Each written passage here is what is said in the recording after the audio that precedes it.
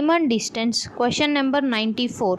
A man performs 3 by 5 of the total journey by rail, 7 by 20 by bus, and the remaining 6.5 kilometer on foot. His total journey is. Now 94th question. A man before meter per second 3 divided by 5 of the total journey by rail, 7 divided by 20 by bus, and the remaining is 6.5 kilometer on foot. His total journey is, let the total journey distance x, fraction of the journey covered by the rail and bus, fraction covered equal to 3 divided by 5 plus 7 divided by 20. To add them, find the common denominator 20. 12 divided by 20 plus 7 divided by 20 equal to 90 divided by 20. Find the remaining fraction. Remaining fraction is 1 minus 90 divided by 20, 1 divided by 20.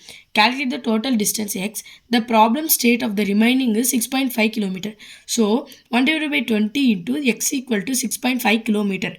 X equal to 6.5 into 20, 130 km. Thank you.